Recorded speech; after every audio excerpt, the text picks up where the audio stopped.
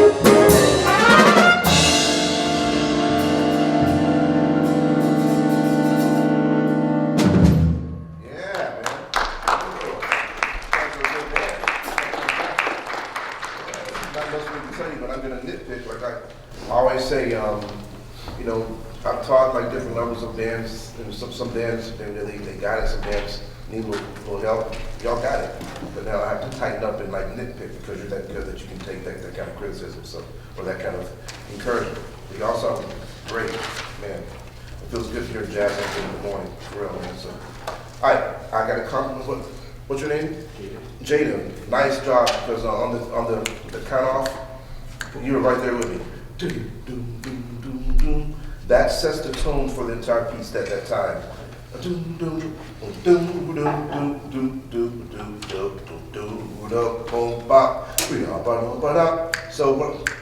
what I want to do is have everyone snap on 2 and 4 like this, and I want you to see your parts. Not for the whole piece, but just for you know, maybe the first until I stop you, all right? The main thing about playing jazz is that feeling. Like if I go, dee, dee, doo, doo, dee, dee, dee. Do do do do do do do do do. Da da do da da da da da da da. Dee dee dee do do ow. Drums. Do do do do do do do. Everybody. Do do do do. Yeah, that feeling. I see some smiling faces. The swing does that to you, right? So keep that concept in mind and sing from the very top. You know, drums, when you get your part. Bass. Piano. From top. 1, 2, goes a little slower. Do it all, one, all. Well, here we go. 1, 2, let's hear it. 1, 2, 3, 4.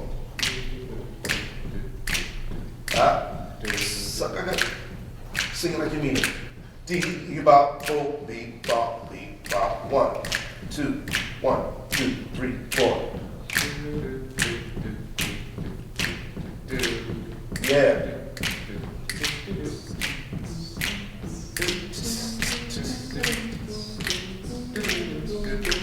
And listen to each other. Make it feel good to you. Swing. Let's go saxophone.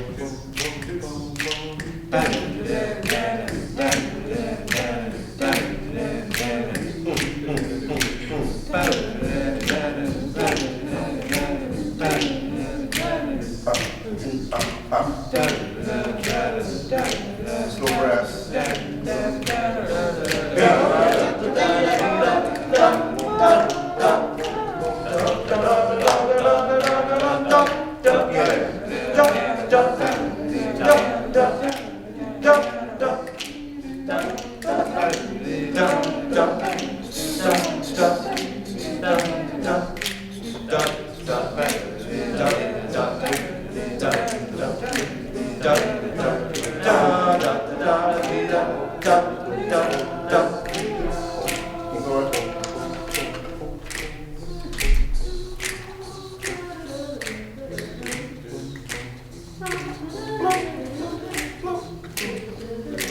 Yeah. And y'all still moving. That's good. Okay.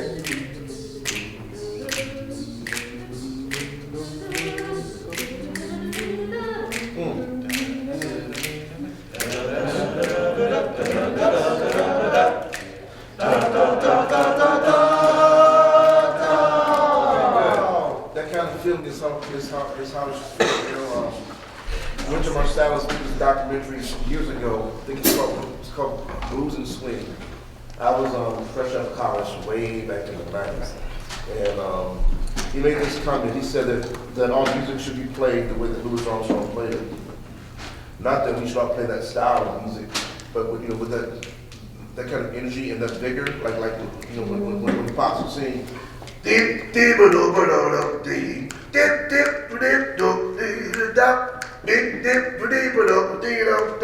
and he played the same way.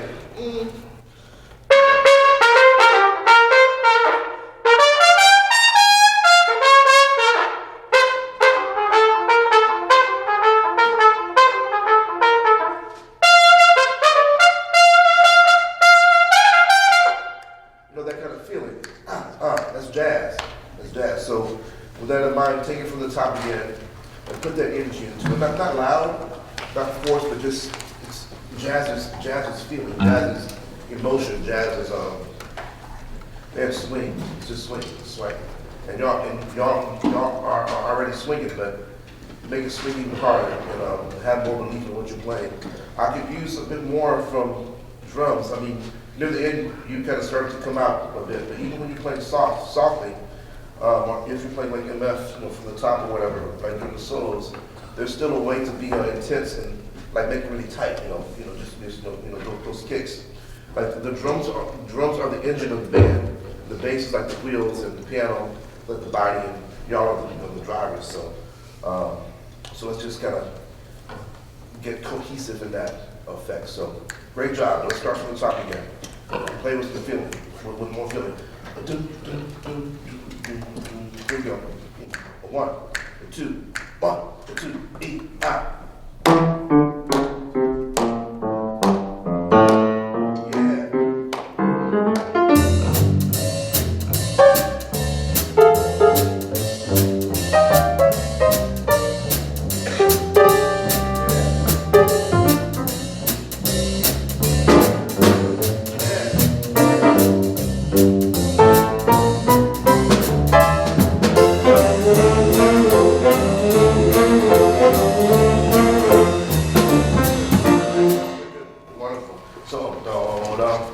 Where is that at? That's before my eyes are horrible. This is so small. Before 17.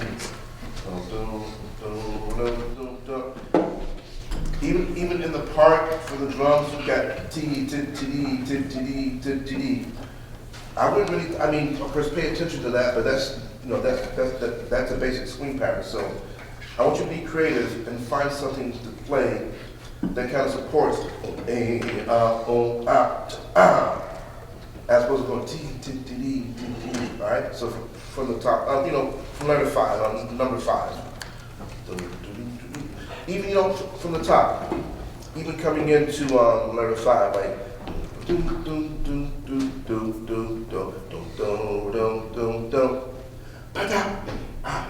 just kind of make your own part of it, as long as it's swinging.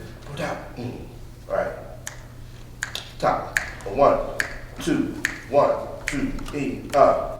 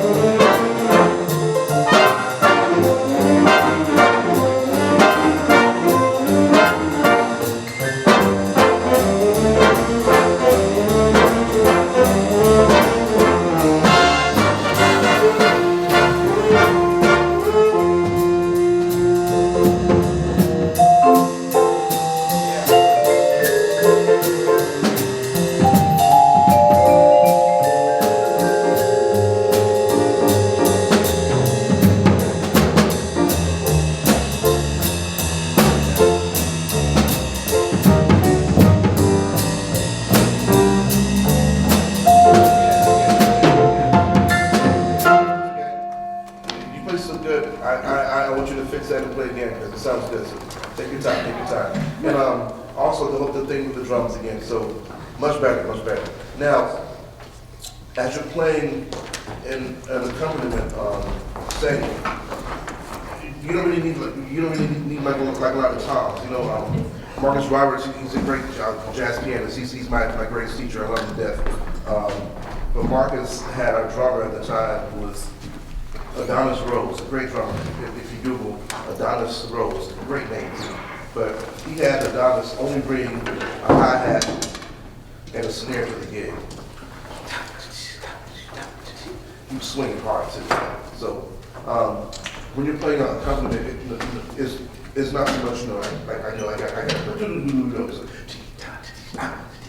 just tip it. But during accents and transitions, 4, 3, 2, 3, 4, 1, ah! Again, right? Cool. All right. Yeah, wonderful.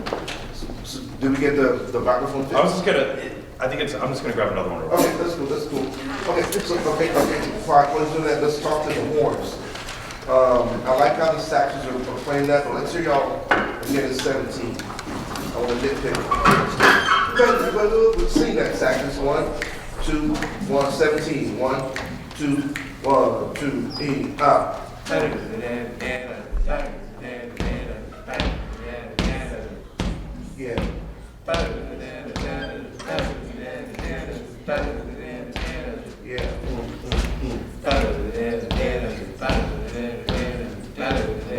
Okay, good. That's rhythmically correct, but I didn't feel much life.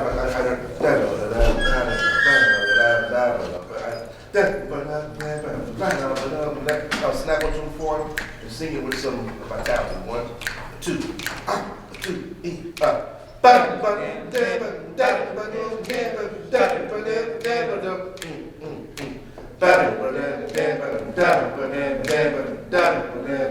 Yeah, now play that. 1, 2, 1, 2, 1, 2, 3, up.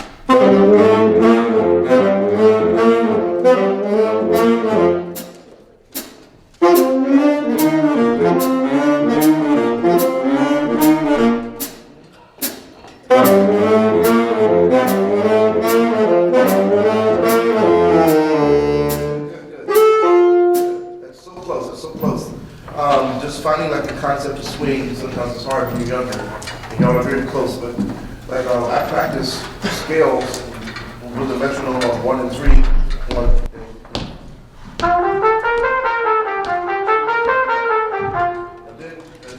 And then I put it on 2 and 4. 1.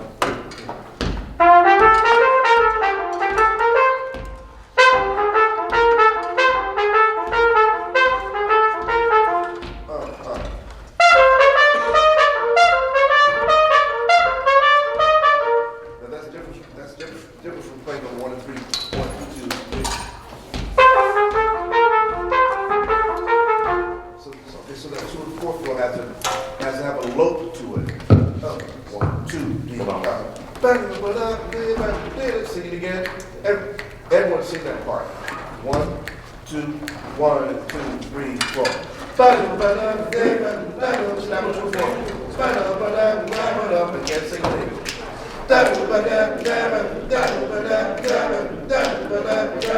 Same thing. Good.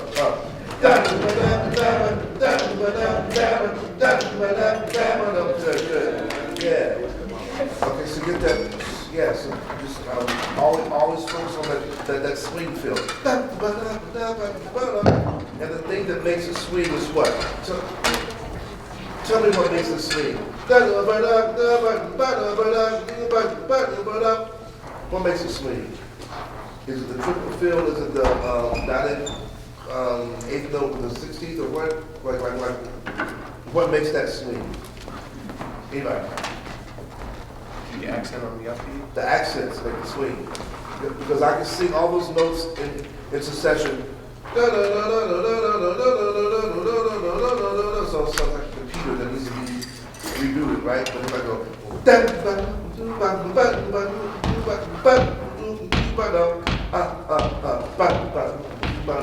so those accents are important, so that the accent makes it swing, you know? All right, and let's see the horn, the brass. Yeah.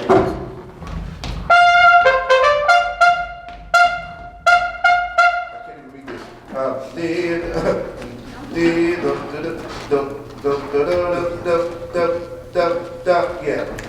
Let's hear the brass right there. Where is that? It's like 433. Yeah. So the pickup, yeah. So I'll go 1, 2, 3, 4, 1. Beat up, da da da da. So y'all are the drums right there, okay? Brass right there. 1, 2, 3. I go 1, 2, 3, 4, 1. 1, 2, 3, 4, 1.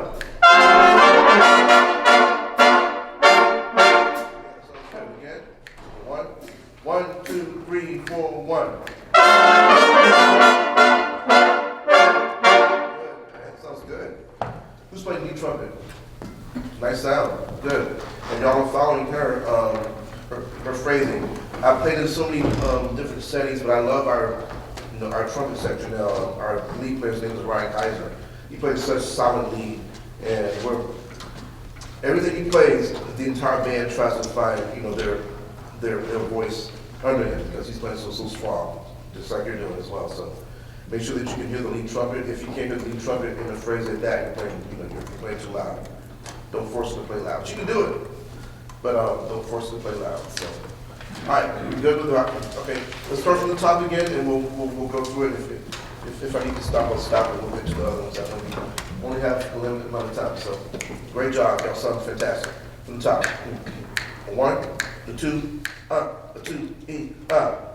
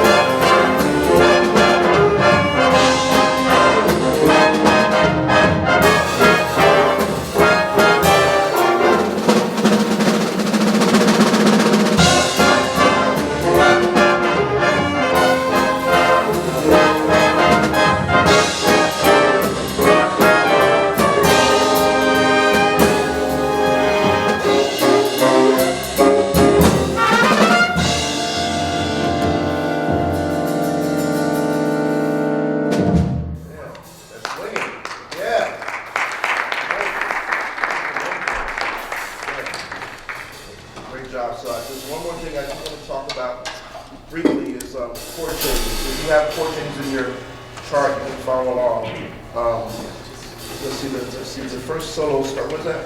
The vibraphone solo starts at 49, yeah. So playing through chord changes, I mean, that's like a semester-long lesson, but I'm going to give you like 3 or 4 minutes on my method of playing through chord changes. So let's just hear, okay, so the changes have to be really well pronounced in the rhythm section first and foremost. So let's hear the rhythm section play through one chorus. Is that 49 through 65, right? Okay, so let's just hear the rhythm sections 49 through 65. 1, 2, 1, 2, E,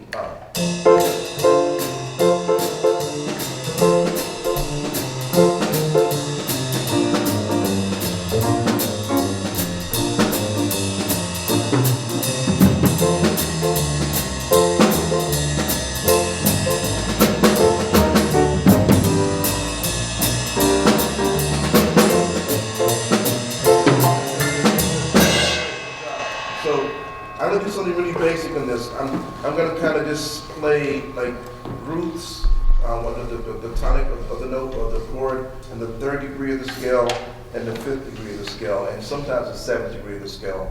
And just to show you how to build a solo, play something simple.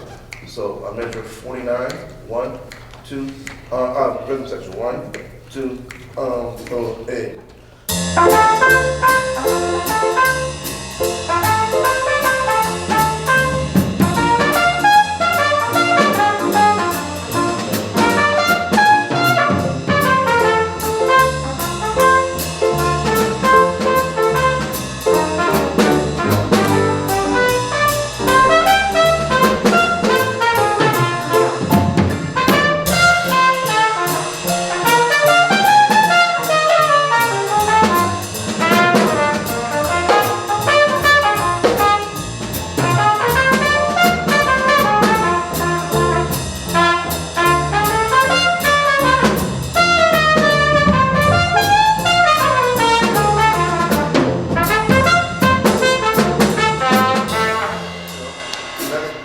That's just basically using the root, third, fifth, and like a few more chords, a few more notes.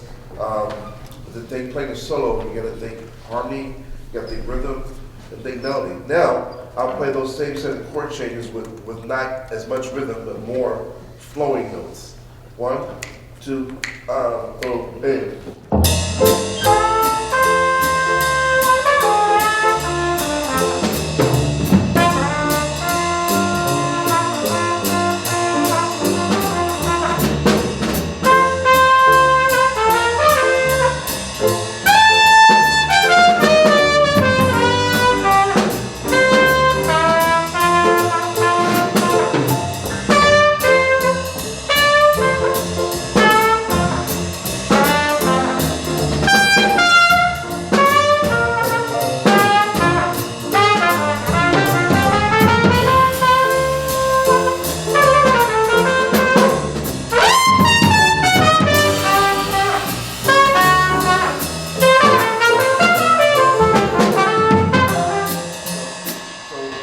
Once you find that freedom, once you find how to navigate through the chord changes by knowing what the changes are, you're free to do just to do anything you want to do, just to paint a picture on a canvas like that. So, but there'll be more on improvisation later, hopefully.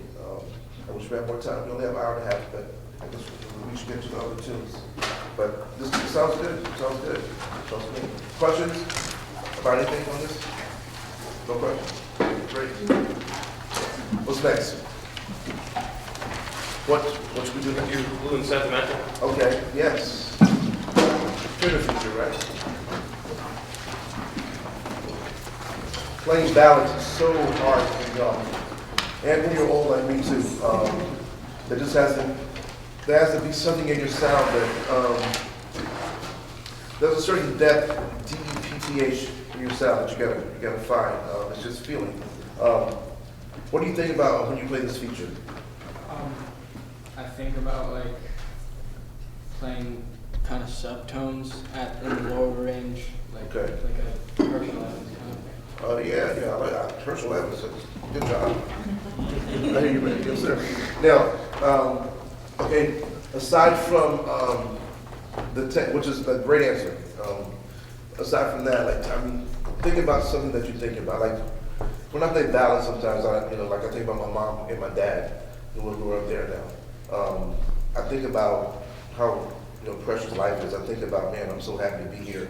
It's 9 o'clock in the morning, and I'm playing jazz with some high school students who sound great. That makes me happy, so that can, but the melody is yeah. So that can transform.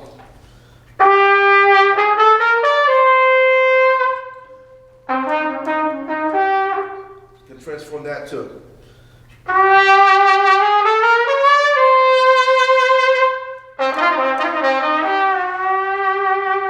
It's a feeling, you know? So trying to get that feeling, it's like, and I'm talking like this, and I haven't even heard you play yet, so I'm gonna shut up and let y'all play this too. And then we'll talk about it later, okay? So the first part, this says rubato. So you just start to do it, or do I count you in? There you go, okay.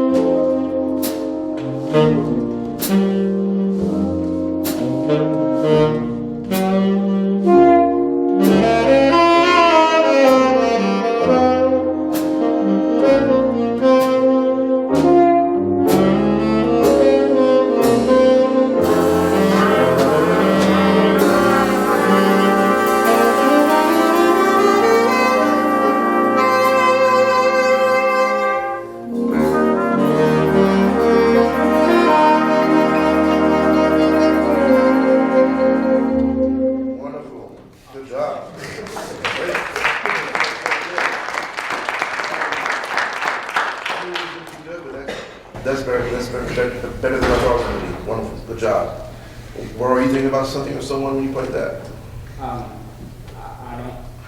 I wasn't thinking of like someone. I was thinking of like the mood of like the time. Like, beautiful, man. Nice. Wonderful job. Great. Incredible. So the thing I have to say about that, I put is my YouTube is working here.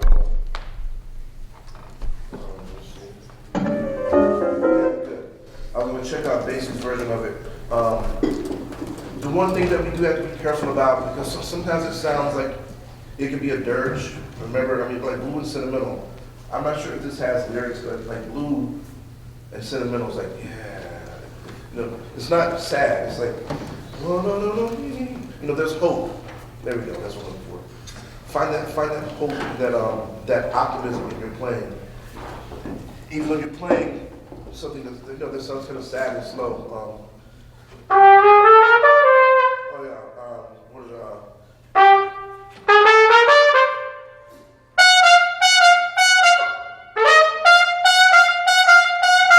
This is blues, like the blue, the sentimental.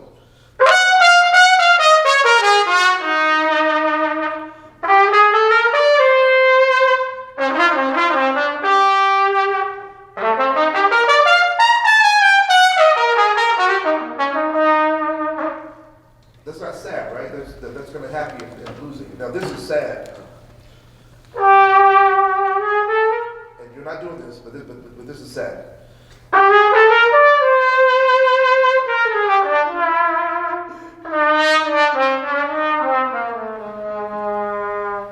That's kind of dark, man. So I would say, you know, just make it feel vibrant, even when you're playing the ballad. So let's just listen to the bass play it, and then I'm going to have y'all tell me what you heard in the bass's arrangement.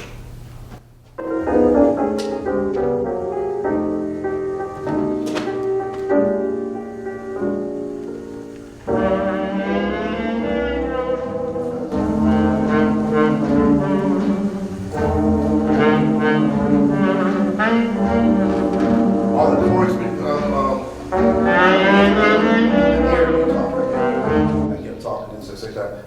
the chords that are underneath the melody are just it's a choir, it's a chorus. So make sure that's in tune, and the air, you know, and your horns, your sounds are being supported by the air. It's like a choir.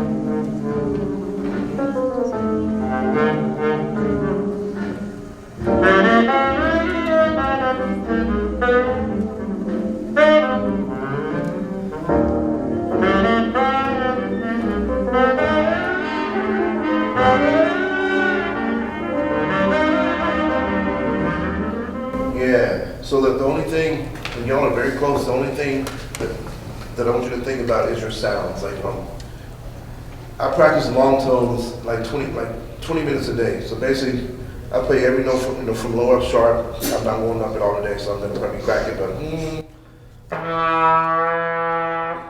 up to high C. Every note in between, I play for like 20 seconds. Just to get my air flowing. So.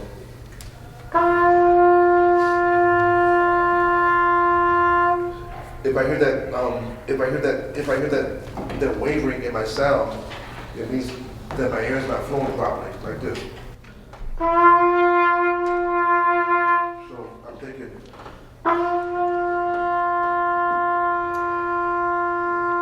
So get to where you really know your chords. The same with piano as well. Marcus Roberts, my great mentor, was showing me how he did long tones on piano. So Marcus would just do this. He goes. A little louder.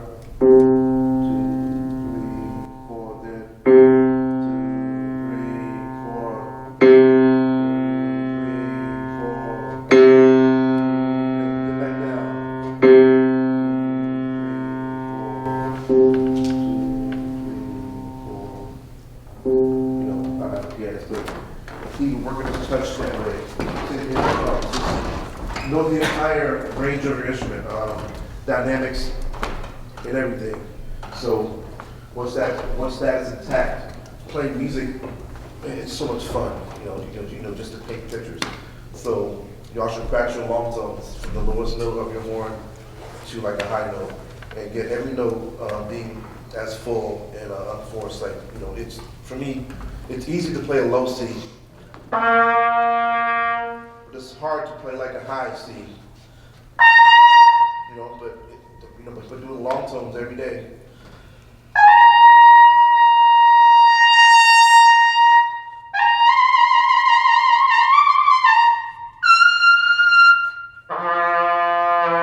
So yeah, it takes practice, and I practice every day.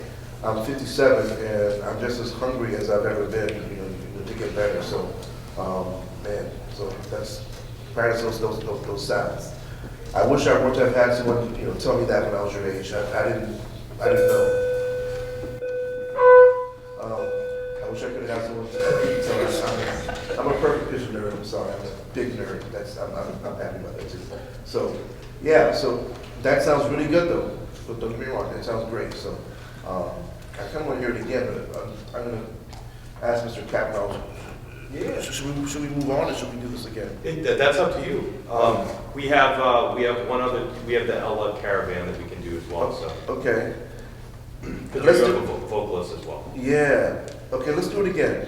With all the stuff I said in mind and checking out Bass's version. Let's hear it again.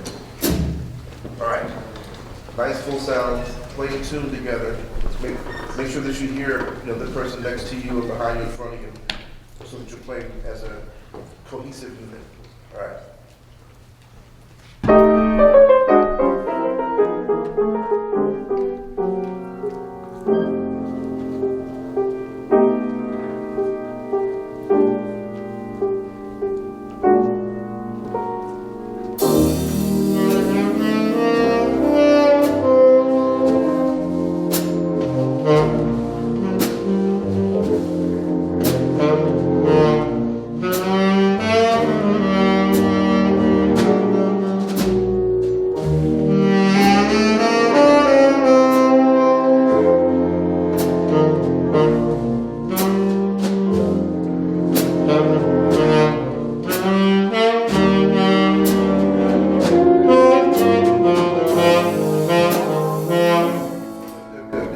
Try this for me. Sounds good, but I mean, we don't have to do what they did, but they took it a little faster. And let's see.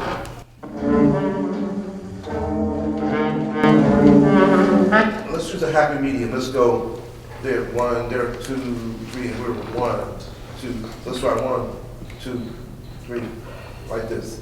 Boom. So let's start right at letter A. 1, 2, 3, 4.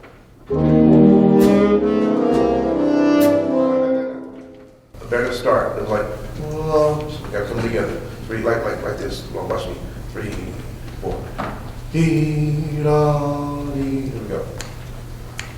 1, 2, 3, 4.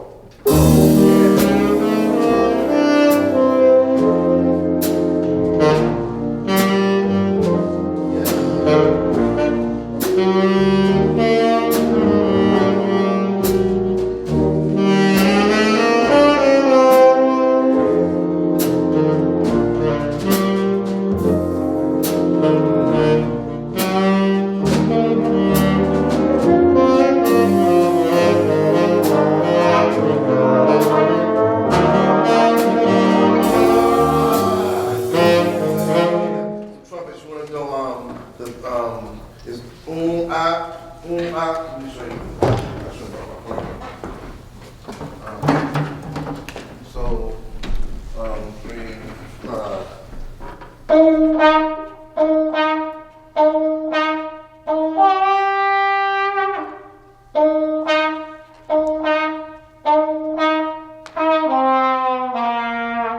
so, and it's hard to play when the plunger's in, and nice that you have a hole in here. It's perfect, awesome. So sometimes we do the buzz, but for this one we don't do it. But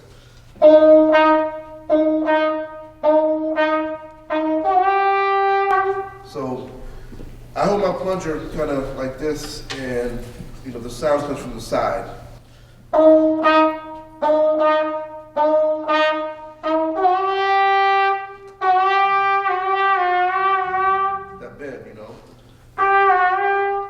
Like 3 hours here to give y'all a trumpet lesson, but with bones and what the sax is gonna do too.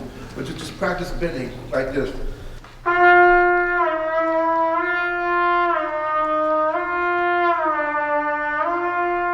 Try it. Bones and trumpets on your F and on your G. 3, go.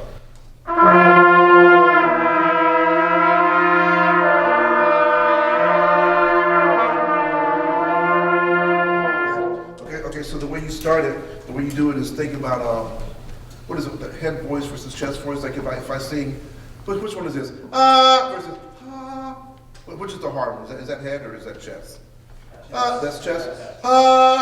Versus Now if I'm doing the chest voice, it's gonna be like not but so start softer. Play them softer. Just think about this.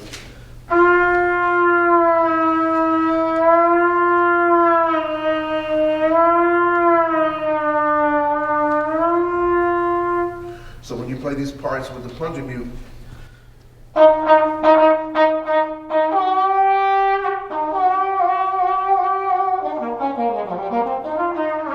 that's the blues, baby. So or so the plunger mute just it enhances the bend. Now here's me like I'm in front. So this is me doing the plunger mute alone with no bend. That's all plunger mute. But now if I add this,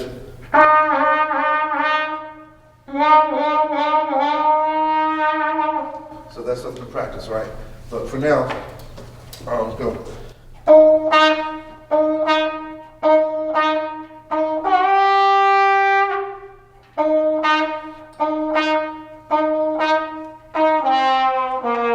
Okay, try that, trumpets. And the bones have that too? Okay, so trumpets. 1, 2, 3, 4.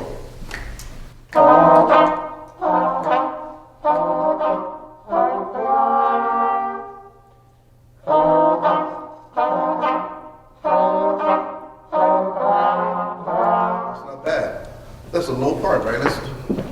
Let's see your part here. The one here. Where's that? Okay. Oh, that's low. Yeah,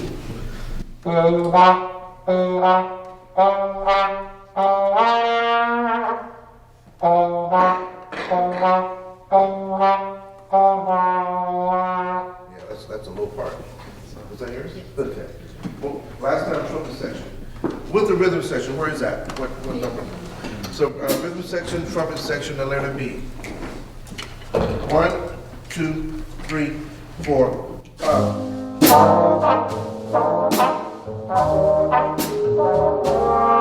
Yes.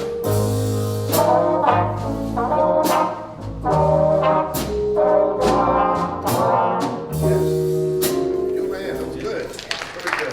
Now, last thing I'll show you, I heard some people tonguing and some people slurring. So as you talk to your lead player about which way she wants to do it, so I can go ooh da, or ooh wah. So this is tonguing.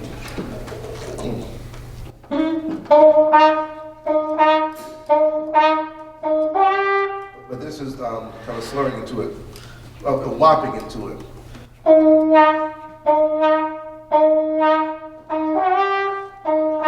Yeah, so tonguing is probably better, you think? It's up to you. It's your choice. You're the lead player. There you go. Follow what she says. All right. Good. Great work. People think that ballads are easy. Man, ballads are the hardest thing to play. So, let's see. Okay, all right. So I'm gonna not stop y'all anymore. There's one thing I heard in the trombones, but if we need to stop it. Let's start at letter A and go through. I really like that new tempo. That just got a happy medium. So, letter A. 1, 2, 3, 4.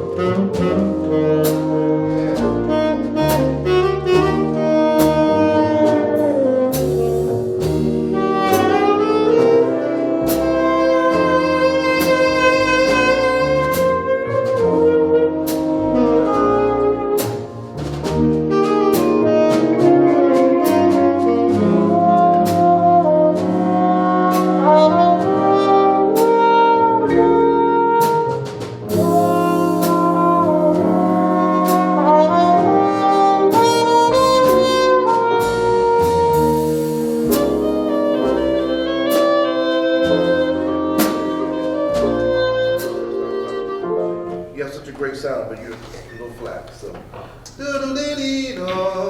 let's start where you come in. What is that? Is that something before E? What is that? 1, 2, 3. The fifth bar after D. Let's go ahead and start at D and hear that great trumpet solo again. Play your F. Can you push in just slightly more? Is that all? Okay. Let's go. So letter D. Everybody, letter D. 1, 2, 3, 4.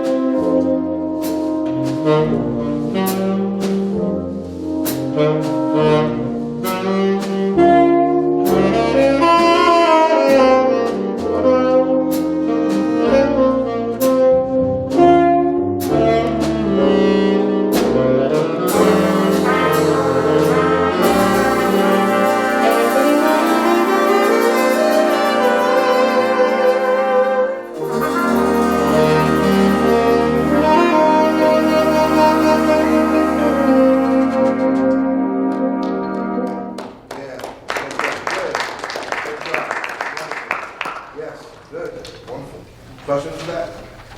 Comments? Comments for that?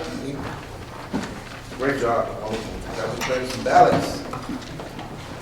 This is a big, when I was in high school, a long time ago on the Ramshaw Way, we had what we call a stage band. We didn't really play, we didn't have a jazz band, but we had a stage band. We played arrangements that were kind of pop tunes that were designed for like a high school big band. We did play Night in Tunisia, but now with Ellington and everything, high school bands were playing the same arrangements that Count Basie's band played, that Duke Ellington's band played. That we need to get Stan Kenton in there as well. So it just makes me feel good just to be here, just to hear y'all playing this music. So give yourselves a round of applause for that.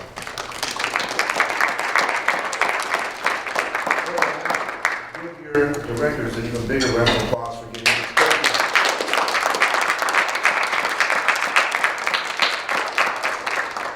Wonderful. And you said there's two more you have? We have one more, and then we have two pieces that we're kind of just starting out. So tell me what you want me to do next.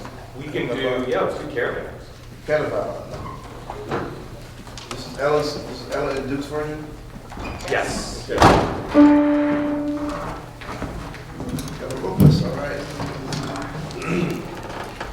Who are your favorite singers? I love that one. Awesome. Okay. So I'll hear it before I start talking about it. So, come on. Yeah. 1, 2, 3, 4, 1.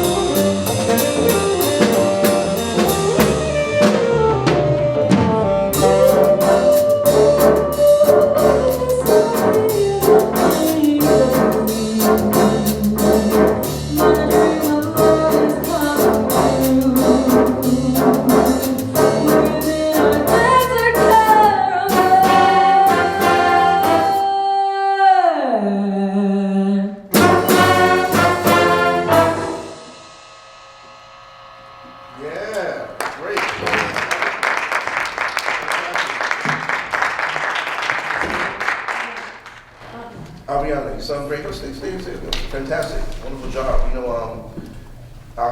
I was younger in school, all the vocalists wanted to scat and sound like horn players. But I wanted to play like a vocalist. Everything I play, like I try to sing it, and everything that comes out of your horn, your drums, your microphone, your bass, piano, should be something that is of a singing quality. Whether it's short staccato or long and lyrical, it should be something like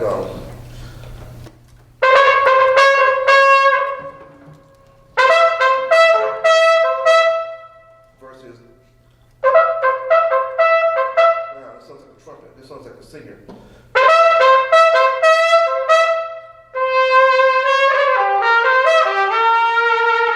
Those are the bands she was singing. That's what we're talking about.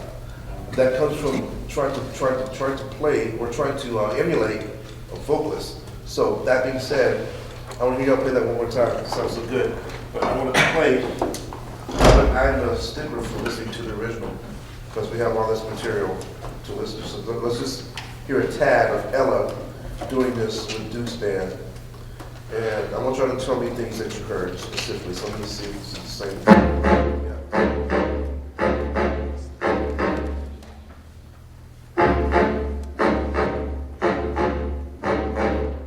One big horn, like one big foghorn, right? Because they're so tight together. Night and stars above that shine so bright. The mystery of their fading light that shines upon our caravan. Sleep. Her words kind of define the actual meaning of the tune, So, can you recite the words to us? Night and stars above that shine so bright. Think about that. Okay. The mystery of the fading light that shines upon our caravan. Mm-hmm. Sleep upon our shoulders as we creep across the sand so I may keep this memory of our caravan. Yeah. This is so exciting. You are so inviting, resting in my arms as I thrill to this magic charm of you. And I think they're talking about their dog, resting in their arms. That's what they're talking about. Right? Like something they care about. I'm trying to make it. So, listen, it's like your dog or your cat. Oh, go ahead. Beside me here beneath the blue. Remember this memory? It's okay. I don't know what it means. I think the words. Our dream of love is coming true. This side. Something care of that. Yeah, besides taking care. Yeah. So, no. So, trying to get within the lyrics, and that's something that I never really was hip to until maybe 4 or 5 years ago. Our great friend, Roy Harper, was a great trumpet player. He passed away in 2019, I think it was. And Roy played ballads. When he played a ballad, it just went straight to your heart. So he said that he would always learn the lyrics to ballads. So my argument against that was some of these composers wrote songs, and there was like a lyricist that came about 30 years later who had no connection with the composer. So why should I play these lyrics if this lyricist had nothing to do with the actual composition? But I've kind of softened my tone on that these days because it's kind of good to think about words when you're playing. No, words and phrasing and feeling. That's why I asked you what you're thinking about when you play blue and sentimental, because it's just more than the notes, it's more than all the technicalities of playing music. It's feeling. So Ella set that tone, and I can tell the band was vibing with her. So let's continue listening to this. Night and stars above that shine so bright. Feel that. The mystery of their fading light that shines upon our caravan. Sleep upon my shoulder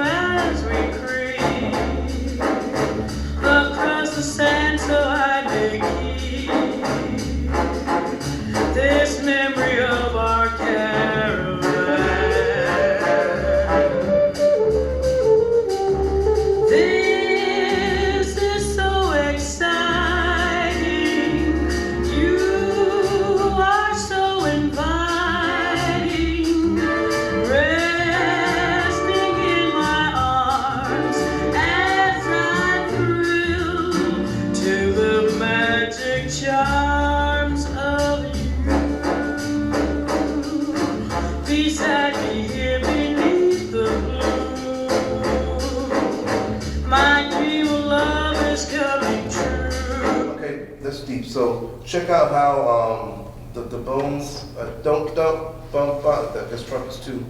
How that rhythm matches up against what the drums are playing. The drums are going do do do do do do. But at some point, that brass part lines up with the drums, and it's magical. Inviting, resting in my arms as I thrill to the magic charms of you. Beside me here beneath the blue, my dream of love is coming true. Within our desert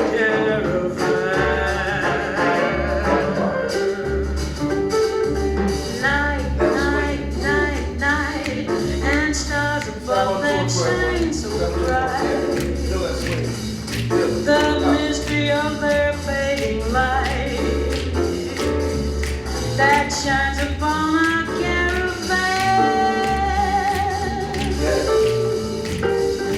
Sleep upon my shoulders as we creep. Okay, we've heard that. I want to hear y'all play it now. So that's a vibe. That's a vibe right there. Okay, we'll start from the top, keep all those things in mind. As a horn player, always listen to the drums, because actually, again, the drums are the engine. And as a drummer, to know what's happening in the horn section as well. The first drummer of our orchestra, his name is Herman Riley. If you've not heard Herman Riley, check him out, Google him. Herman, like Herman with the H, Riley.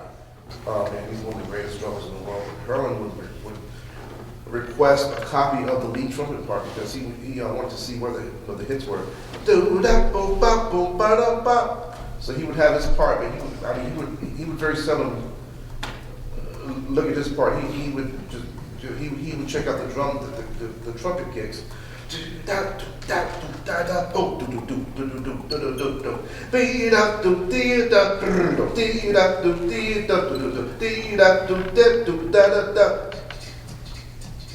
So just be cognizant of everything else that's going on around you outside of the parts, so you can become an ensemble. And play your parts like what's your name again?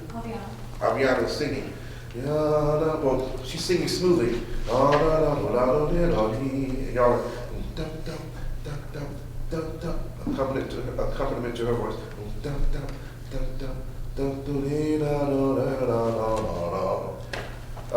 You are the red carpet that she's singing over.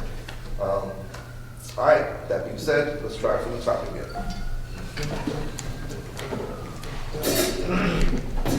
One big foghorn together. You're not one separate saxophone, one separate trombone, one separate section. You're all one big horn. Play together. 1, 2, 1, 2, up, oh, e, up. Yeah.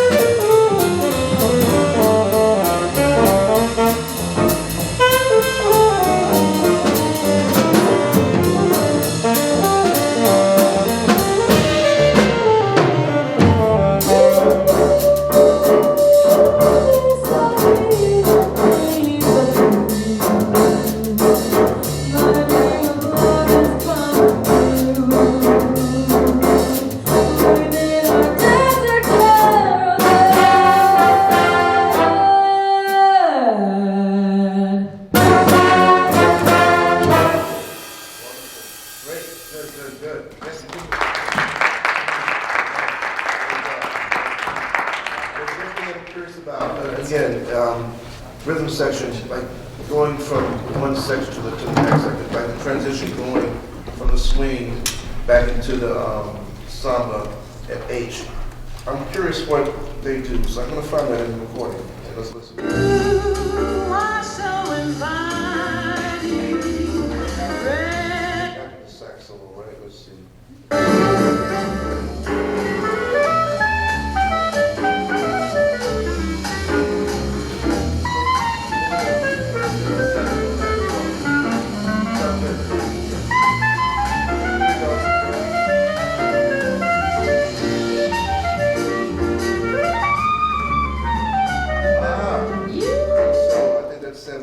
Sam Woodyard, he starts 4 bars before the swing, the song comes back in. So check out these recordings as a reference and you know, learn what they're playing and try to get it. Rest.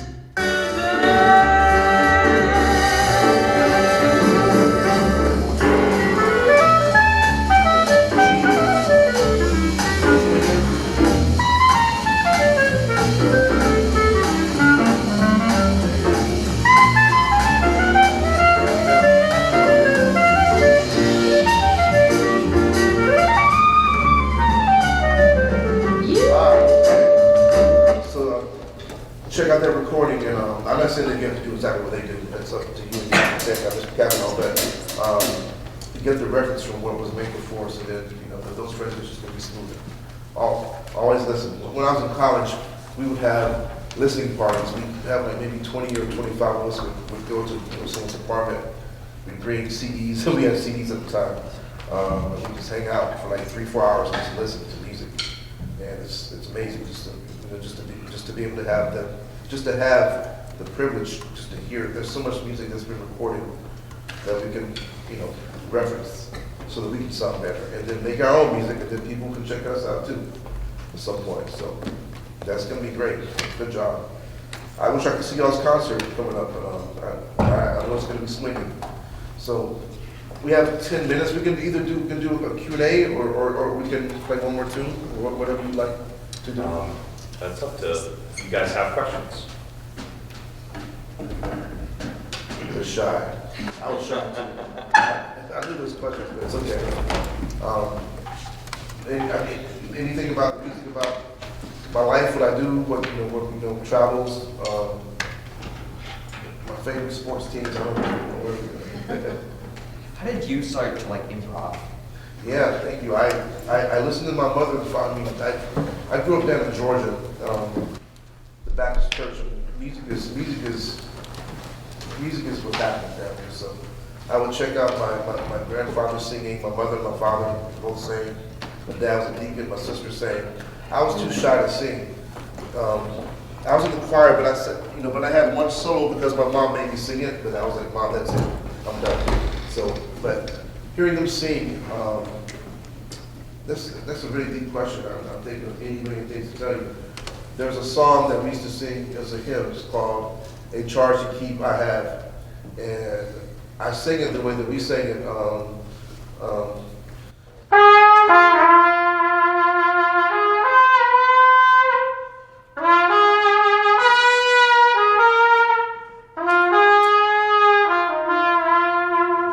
all those bends, I'm still too shy to sing the words, but anyway, so when I learned how to read music in 5th and 6th grade, I actually opened the hymn book.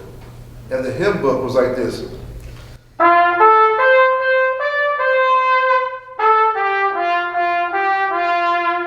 A charge to keep I have, a God to glorify. I was like, so how did this turn into a charge? Because that's the way that we learned how to sing it, with during slave days. We didn't know how to read music, so we would take the words and find a way, not just country music in all cases. We play that music and make the words feel like it meant to us. You dig? So that's how I learned how to. My first my first influence for improvising. But then, as I joined the jazz band in college, but not high school, in college, I learned, chorus. Like if I'm playing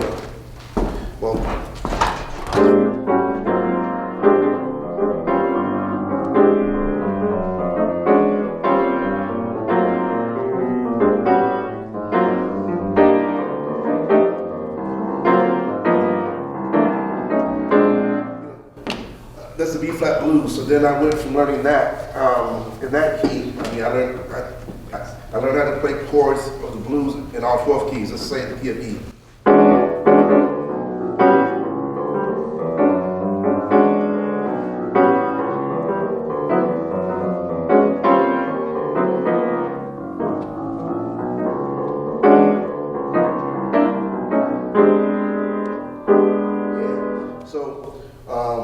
If I'm playing over a B-flat blues, like a basic, just walk, just walk like a B-flat. Yeah, like I got you. 1, 4, 1, like I a know. basic Yeah, 1, you're good. 2, 1, 2, E, up.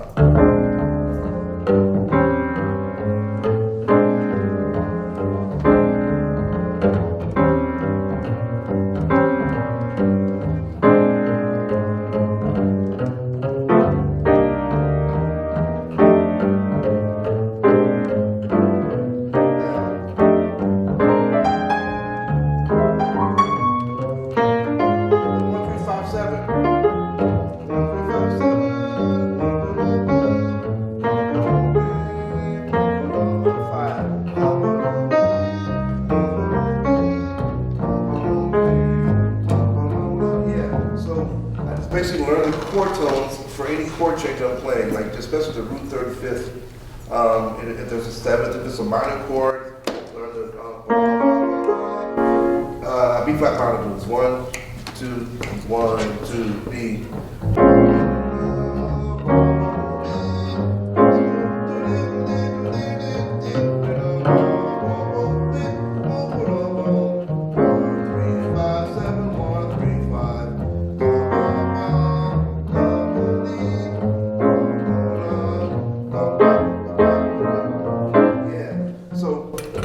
I would get a piano teacher just to teach you to play, just to teach you to learn voicings. For dominant 7 chords, minor 7 chords, major 7 chords, diminished 7 chords, and really get into the theory of knowing what each chord tone does, or just the functionality of each chord tone. This is like a college theory class I'm telling you now, but I was thinking about this when I first learned, so let me go back. What did I do? I used my ears first, because I had perfect pitch. And the perfect pitch was a crutch for me, because I would rely on my ears more so than learning the theory behind the music. So all the stuff I just told you about, learning chord progressions, learning piano voicings, that's how I really got in. That's how I got into the beat of learning chord changes. And I'm still trying to learn it now too. I can play over, pretty much any given set of chord changes, but there's some that require more surgery than others, So it's all about the piano, just getting the piano, and singing, and transcribing solos as well. Transcribing solos, and let's see, there's one solo, just so you know I'm being honest with you, there's one solo that I'm working on now. It's a Kenny Durham solo on a tune called An Oscar for Oscar. Let's see. I have it in my Oscar.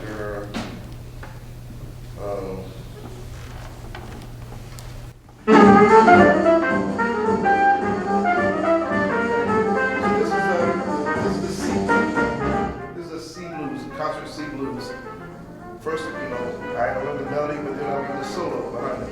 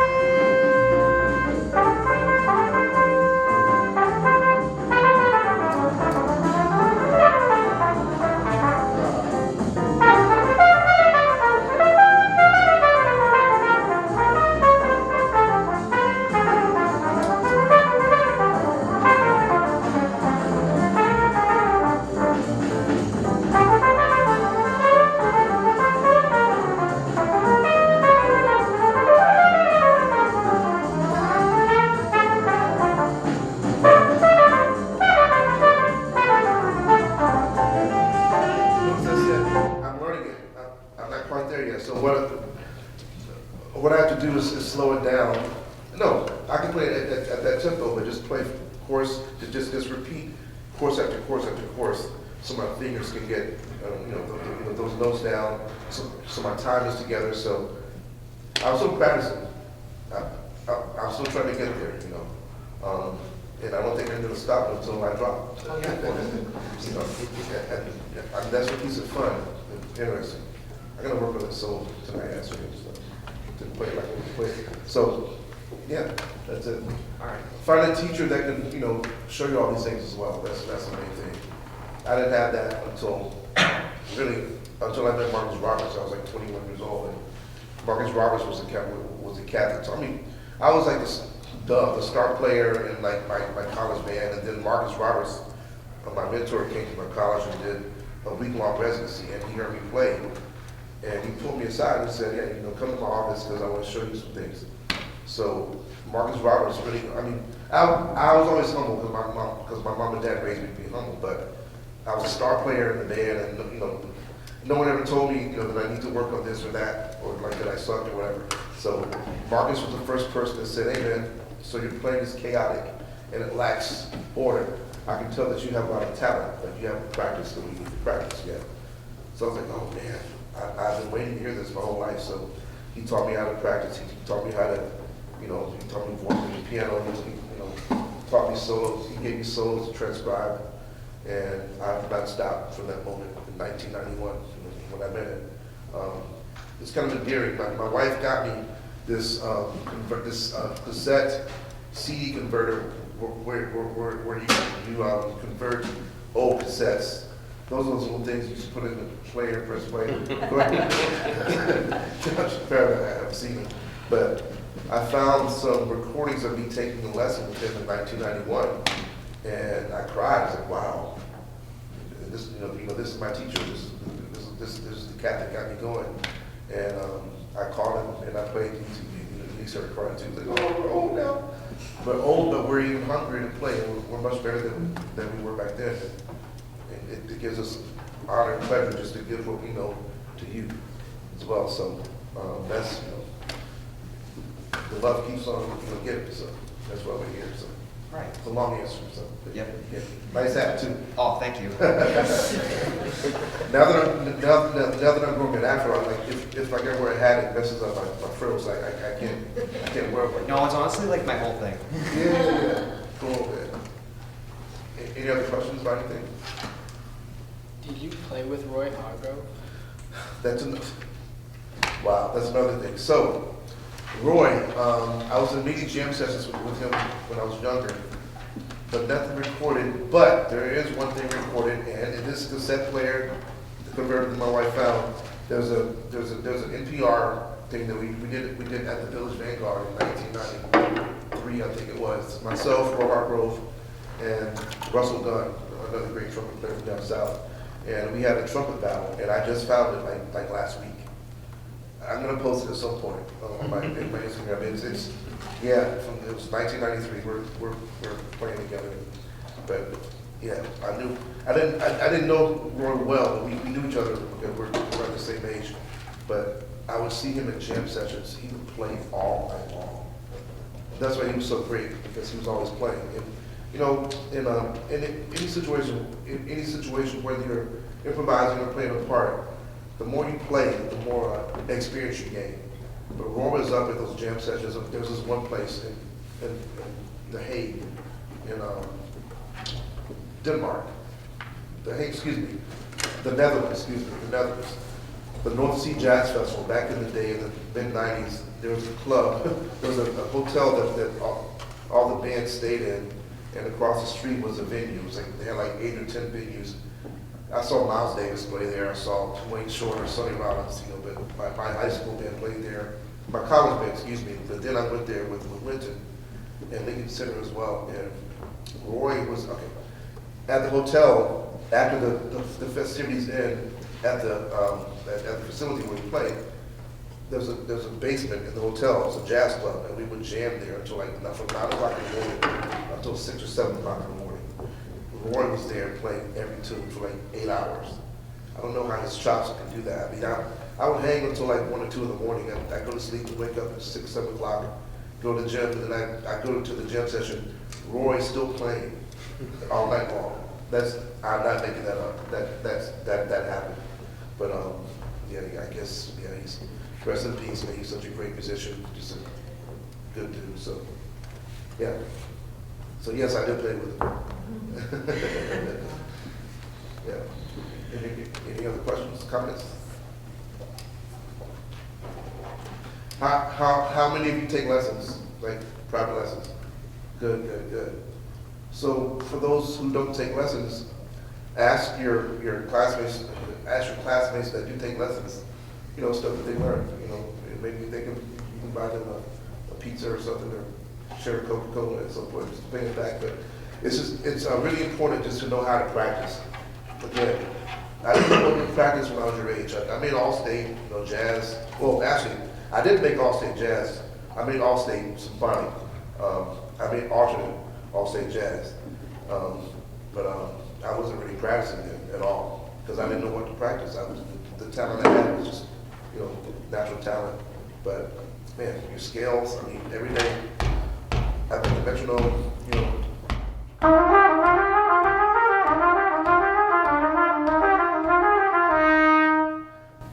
What is that, Travis?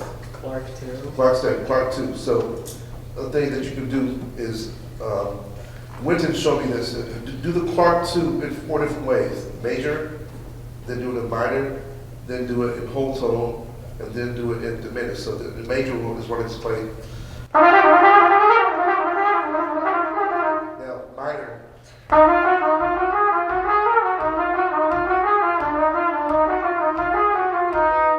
Whole tone.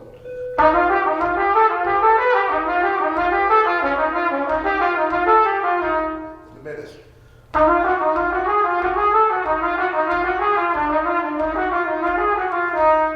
So I do that. I start on the lowest sharp, and I do that all 4 ways, and I go up in every key until I get to middle C. So all that, I just do. I play those in all 12 keys in different registers. Why do I do that? To get the flexibility or the freedom in my fingers to get my lip slurs going, like.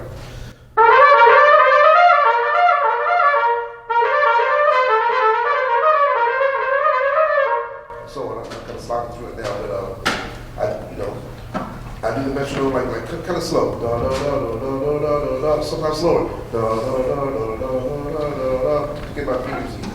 That's one thing for fingers, and again, for sound, I do long tones. For tonguing, I do this exercise called the F.W. Goldman.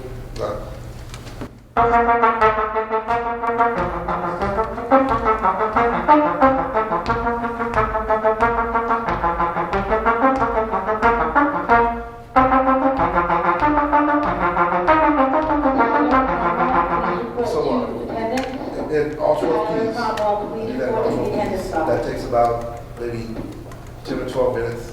My long tones are 20 minutes a day. My Clark studies take like anywhere from 25 to 30 minutes a day. That's my daily routine, which I've not done this morning. This was my chops are kind of sore. It's early. I don't usually play this early in the morning. And then whisper tones, which all horns can do. Basically, this is a soft note versus a whisper tone. The soft is this. The whisper is this.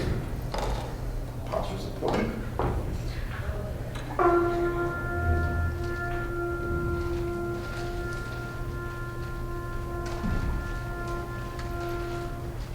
I do whisper tones in my daily warm up at least 5 minutes a day, usually 10 minutes. Just play that G over and over. What it does, it strengthens the aperture of your armature, the one little, the hole. It makes these muscles really strong. So even though I'm not warmed up, I just like if I had to play a lead part, like a high F, it's there because it hurts a little bit, but it's early, but it's there because I do those whisper tones and the long tones. This is the machine right here. Trombones, saxophones as well. Fingers, air, sound, music, life. Cool? All right.